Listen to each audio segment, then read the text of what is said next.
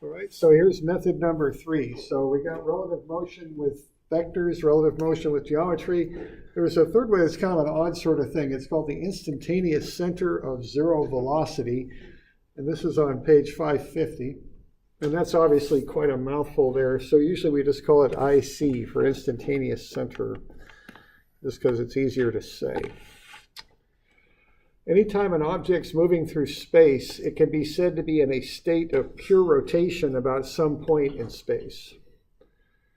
All right, so if you can figure out where that point in space is, it's called the instantaneous center. And if you know what omega is of the object around the instantaneous center, you can find the velocity just using v equals omega r.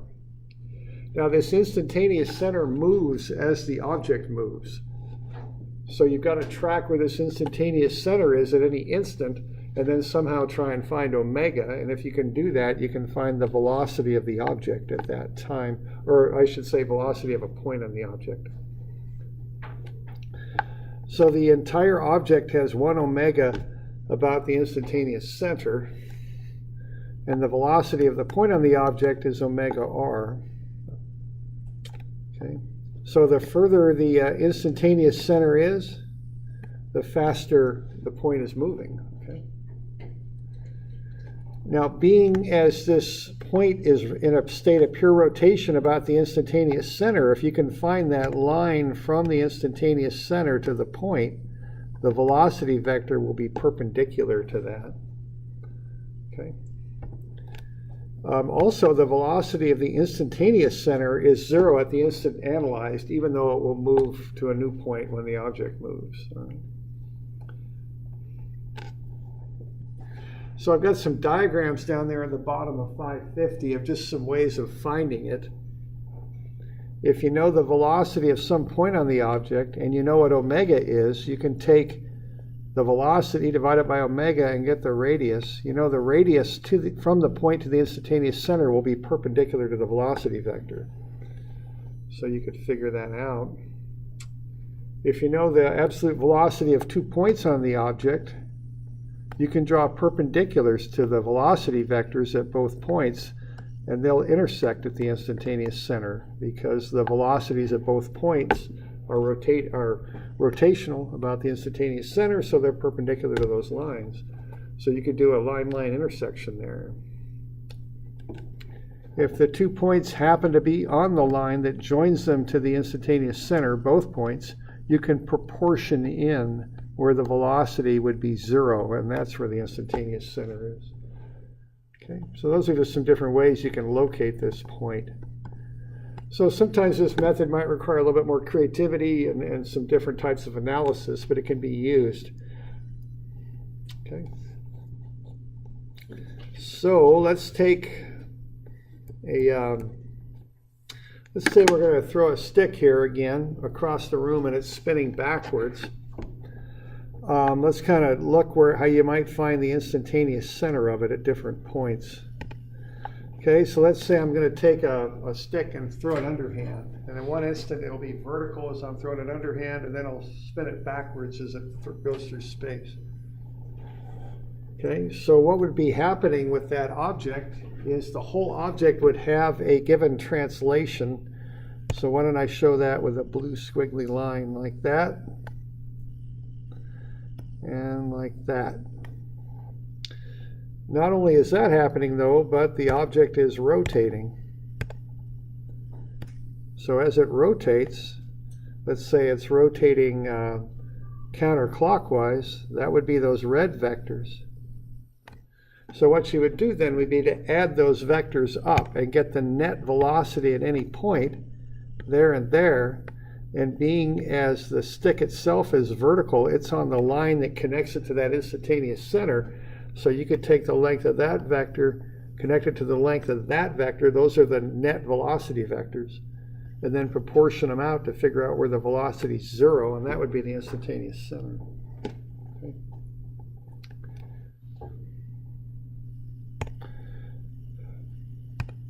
Now, if the object is started to move and rotate, and let's say it's horizontal, it'll be translating there to the right with these blue vectors that I'm making kind of squiggly there.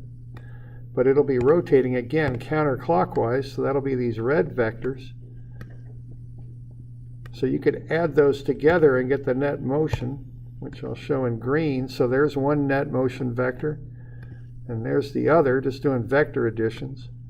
Then you could draw in perpendiculars to those velocity vectors at the point where they're applied and do an intersection to find the instantaneous center. Okay? So there's different ways you can do this. It just depends on the situation.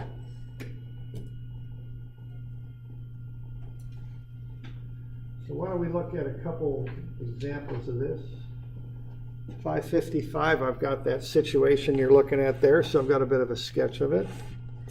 And let's analyze it when it's being held vertical. And let's say we know the velocity of 2 points on the object, A and B.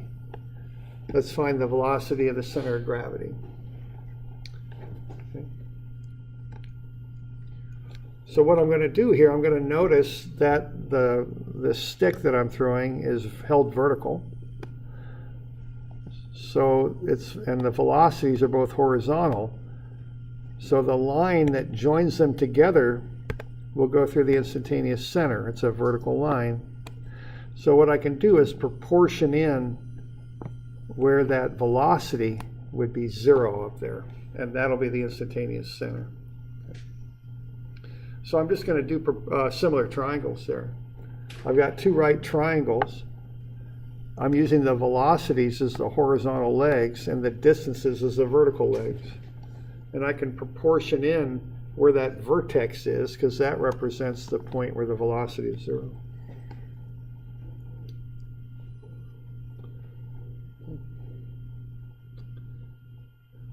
So what I'm going to do then is I'm going to set up a proportion.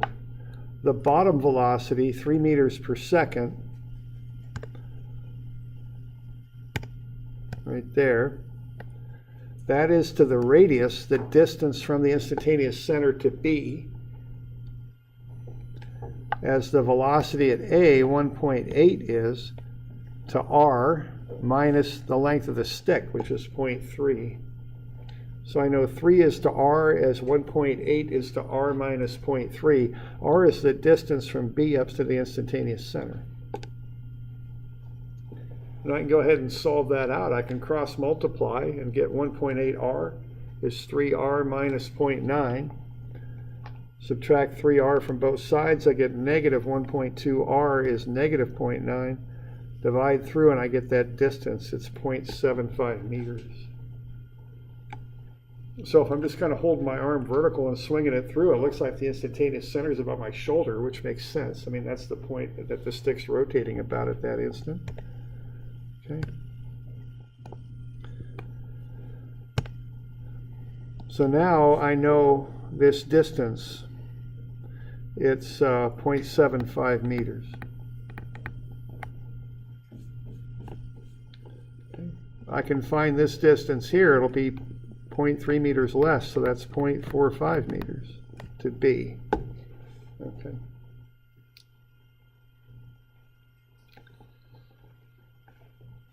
All right, so if I want to find omega, which is the rate at which this thing rotates about the instantaneous center, I'll take the velocity of either point, I'll use B, times the distance from it to the instantaneous center, which is 0.75. Okay, so V is omega R, so omega is V over R, and that's 4 radians per second. So now I know the rate at which it's rotating. And then what I can do is take the distance from the instantaneous center to the center of gravity. That'll be that distance right there. That's 0.45 plus 0.15 more, that's 0.6. It's 0.6 meters. Multiply that by omega and I'll get the velocity of the center of gravity. It's 2.4 meters per second to the right.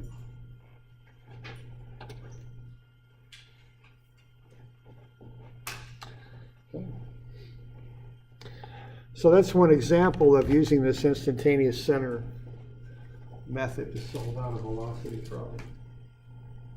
And what we're doing in there, we're proportioning out where the instantaneous center is.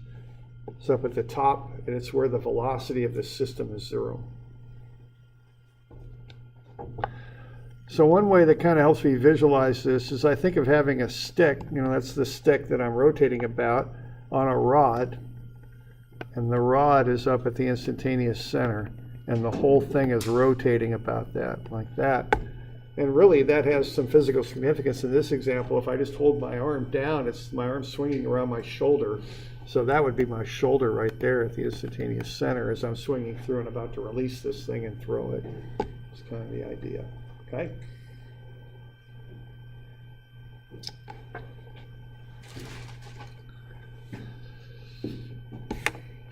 So the velocity of center of gravity is 2.4 meters per second. Okay. So that's one example.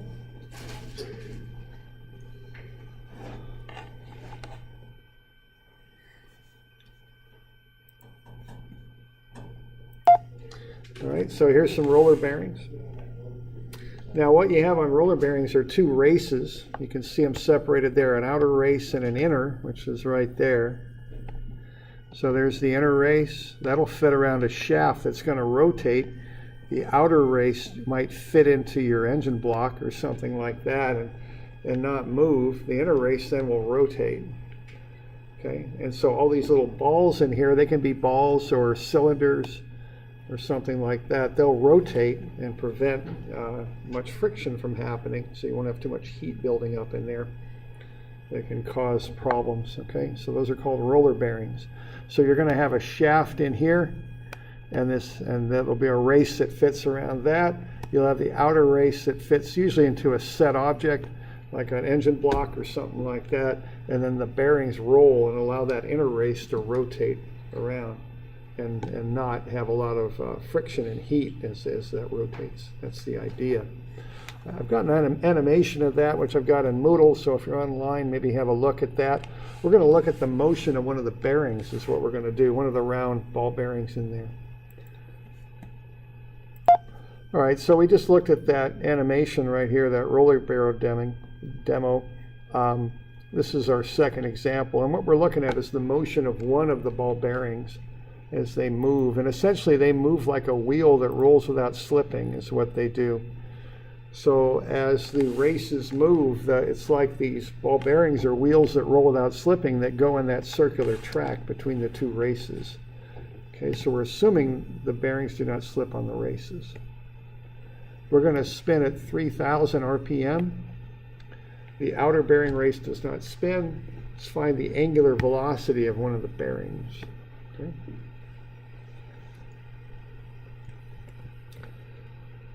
All right, so we got a few things to do here. The first thing to do is to convert the angular speed of the crankshaft, which is 3,000 RPM, get that into a usable unit, which is radians per second. Okay. So we got 2 pi radians in a revolution in a minute and 60 seconds, so that's 314.2 radians per second. That's the angular speed of that inner crankshaft, 3,000 RPM.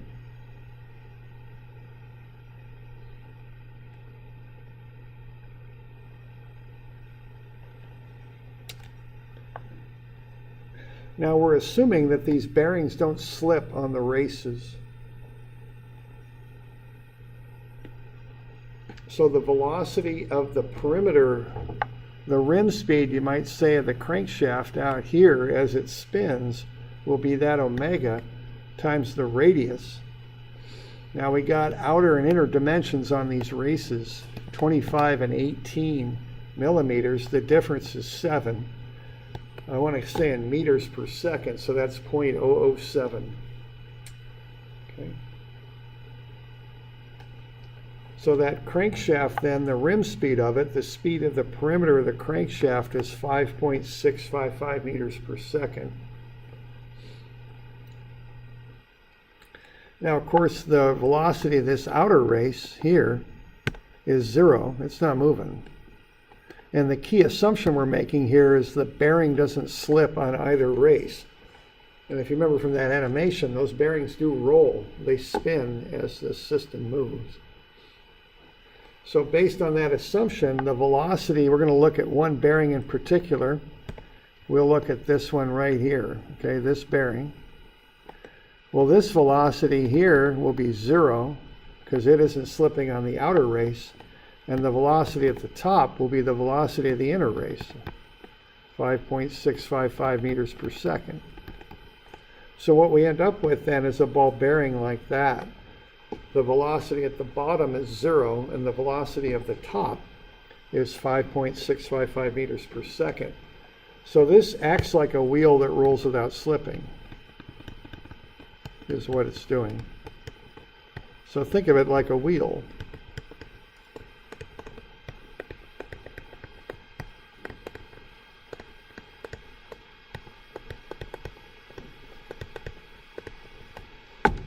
Okay.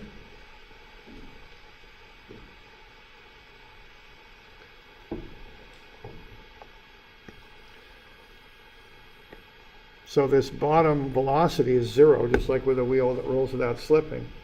Now, if that's the case, if that thing acts like a wheel that rolls without slipping, let's kind of look at those and just have a look at a wheel that rolls without slipping for just a moment here.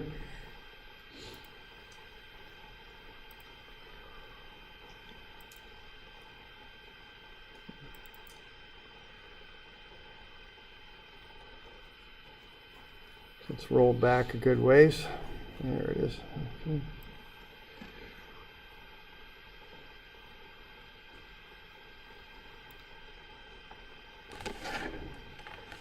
Let's have a look at this thing. Let's put the net velocity vectors on this thing just for fun. Let's go here and do that. This one's 6. This one's 3.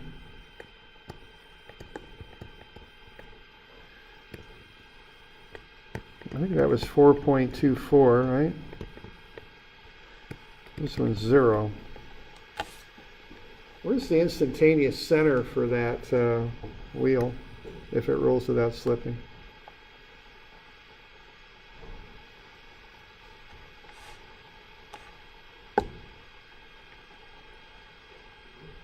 What's that? Yeah, it's at B, okay? You can proportion it in. 6 at the top, 3 in the middle. That'll work down to 0 by the time you get to B.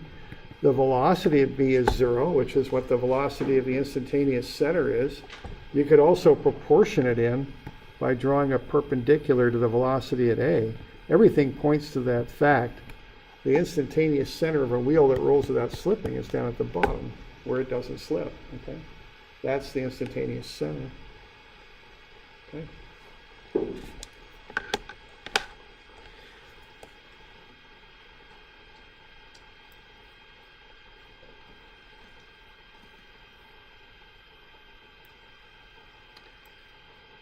All right, so we can apply that to this bearing that we're looking at here.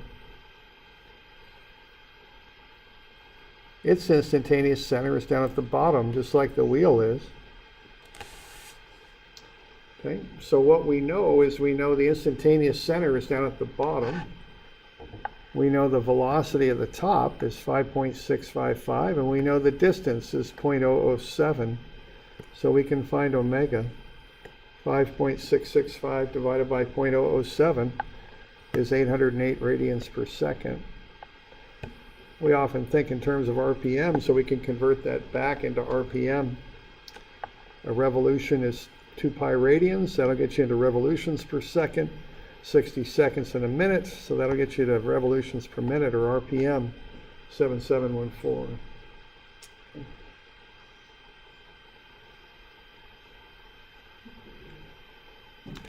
All right, so the fact this thing doesn't slip on either race got us to this model right here, which is like a wheel that rolls without slipping, and that allowed us to analyze that.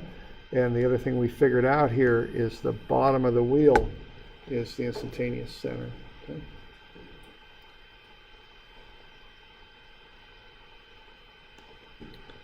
So we doing all right with that? We got any questions on that bit? Good.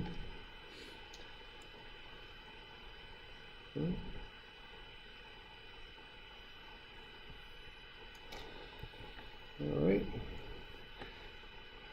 Let's look at one other here.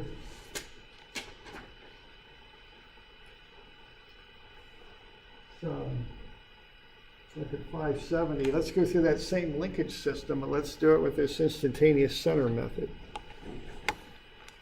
So same thing, same problem, just a different approach.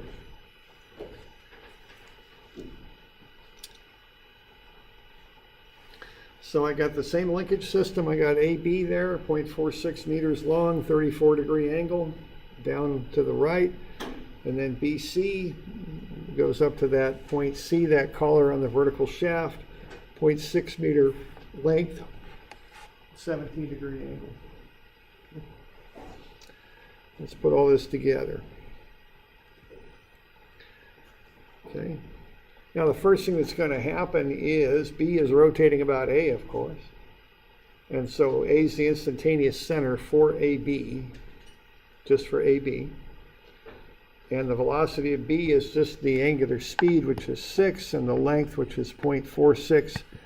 It's 2.76 meters per second, and it's upright at 56 degrees. So that's the velocity of B. Okay.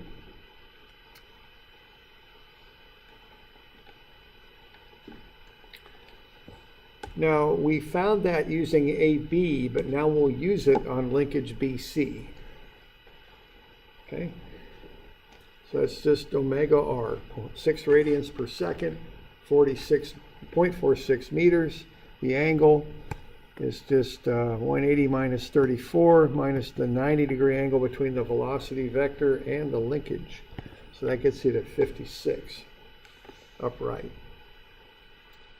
Okay?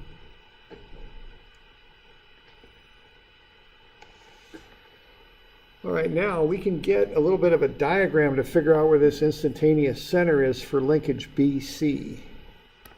Okay, there's the linkage.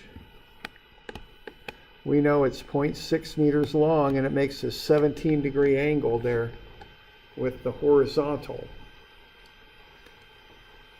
We know that VC is vertical, and we know the angle for VB. So based on that, we can do a perpendicular intersection and figure out where that instantaneous center is. We got enough geometry to figure that out because we know C is on that vertical shaft. So the line that connects it to the instantaneous center will be perpendicular to the vertical shaft. It'll go through the instantaneous center.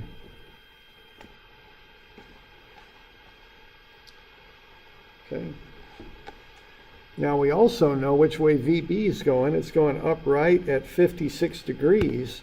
So we can draw a perpendicular to that and intersect it with our other horizontal line, and that'll lock in where that instantaneous center's at. Okay.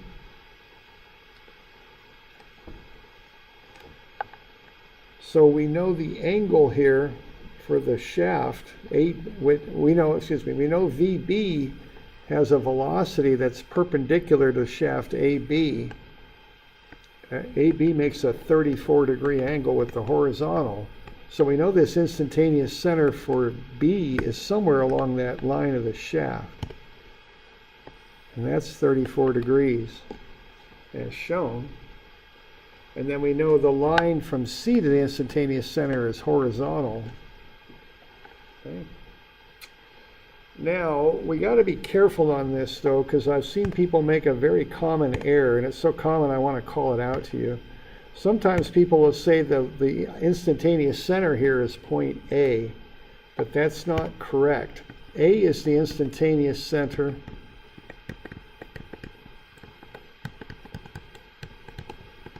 For linkage AB only.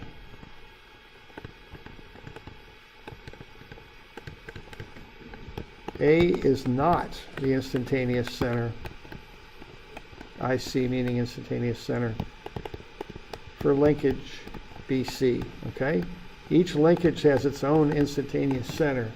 A is the instantaneous center for AB because it's rotating about A, but it's not the instantaneous center for BC. And that's a common error, so I want to call that one out, okay? Now if we look at where that instantaneous center for BC is, see, it's on linkage AB, but it's not point A. If I just draw a horizontal line through C, that instantaneous center is right there. It's not point A, even though it's on linkage AB. Okay, that's where it's at. So I got to put that together geometrically and figure out what those distances are, because I know the velocity of C is doing that, and I know the velocity of B is doing that. So I just got to get this green triangle figured out, and that'll get me where that instantaneous center's at. Okay, you all okay with that? So what I got to do is figure out the geometry of a triangle here. And what do I know? Parallel angles, so that's looking a lot like 17 degrees right here, isn't it? 17. Right there. I'm out of scale on how I drew this triangle, but it just makes it easier to put the stuff on there. That's BC. This is the instantaneous center here. It's that angle there. I got 180 total. I know this corner angle here is the same as that one, it's 34. And I know that this corner angle here is 17. So if I take both of those away from 180, I think I get 129. Okay.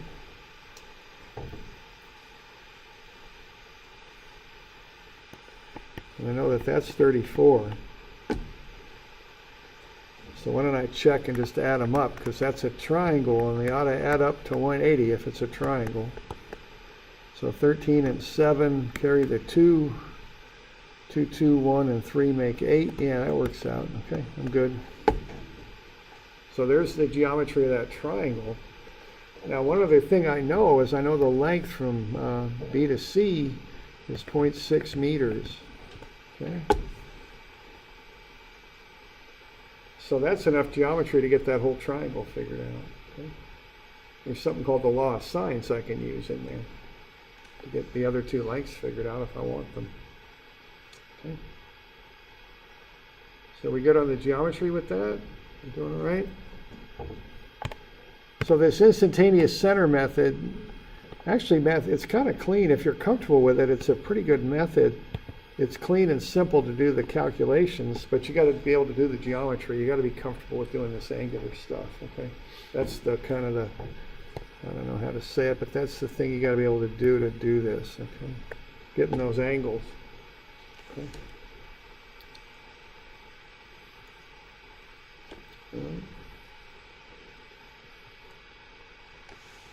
All right, so now I got those angles, 34, 17, and 129, and I know the length of that one side from B to C. Now there's something called the law of sines, which is from trig. Okay, and what that says is there's a relationship between the sine of an angle and the opposite side, is what this says. So what the law of sines says, if you look it up in a math book, is sine of beta over B is sine alpha over A is sine of gamma over C. That's or actually it goes ABC, but whatever. I mean, they're all equal. Okay, that's what the law of sines says. Now the way I use it though is I like to invert it because I want to solve for the lengths of those on those triangles. So I invert it. So I'm going to go 0.6 is to the sine of 34 as B to the IC is to the sine of 17 as C to the IC is to the sine of 29. So I set it up like that. That gets my unknowns on the top, which is where I want them. Okay? Because that way I can solve for them pretty easy. So what I want to do is solve for the lengths. That's my goal.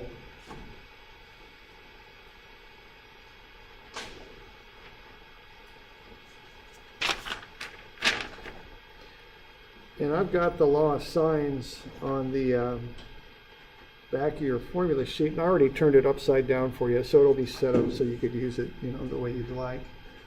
It's on the back of the formula sheet. Okay. All right, so what I can do now is I know I got 0.6 is to the sine of 34. Well, that's 0.5592, so that's 1.07 is the proportional to the length from B to the IC over the sine of 17, which is 0.2924. Well, if I invert that, that's 3.42 times the distance from B to the IC. And that's equal to C to the IC, that distance, times the sine of 129, which is 0.7771. Invert that, that's 1.29 times C to the IC. Okay, so I got those three things ready to go. I can solve for BIC and CIC, those distances. So now I've got a triangle, and I'm all good to go because I know these distances. The top one's 0.834. I know VC is going up. Okay, so I know this whole thing's going to rotate counterclockwise then about the IC. I kind of think like the IC is like a pin joint and the whole thing's just rotating about it. And then I've got this other distance here is 0.314 right there.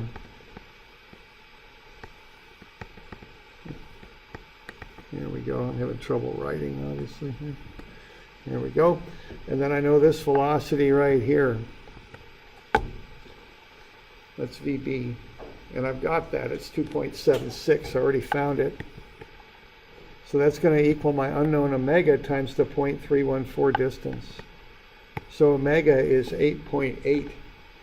Just like I found on the other examples doing this same problem. When you find omega, it's omega, regardless of what method you use. So pages 540, 541, and this one all got the same omega for the same object. And then I take that omega and I multiply it by the length from the instantaneous center, which again is right about there.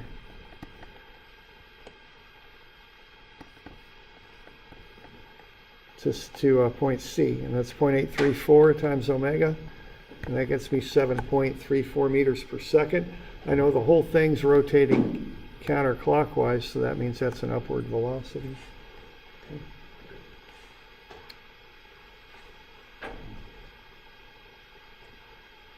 So that's yet another way to do that linkage problem.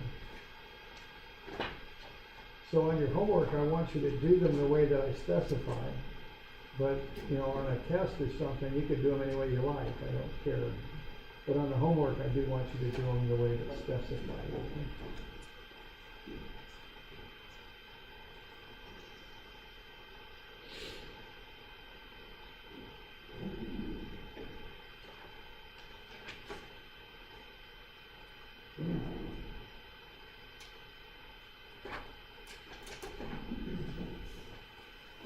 We're doing all right with that? A lot of information there. It's one of those things you got to work with them a bit to get them figured out, I think. You know, you just got to do a couple of them. Okay. All right, so I'll get you a few of these to do for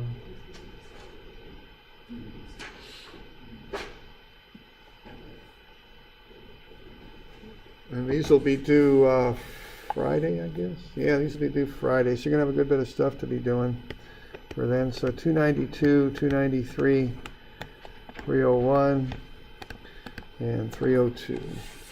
Okay.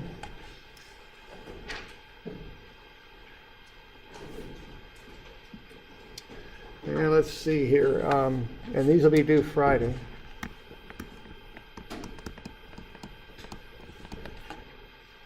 And that is the 17th, I guess, already. All right. Okay. So there's one other that's due that day also, right? And that's, is it 273? I think. Is that spreader problem? Yeah, I'm pretty sure it is. Yeah, and that's on page 16B. So these are all due on Friday. All right. Now let's see.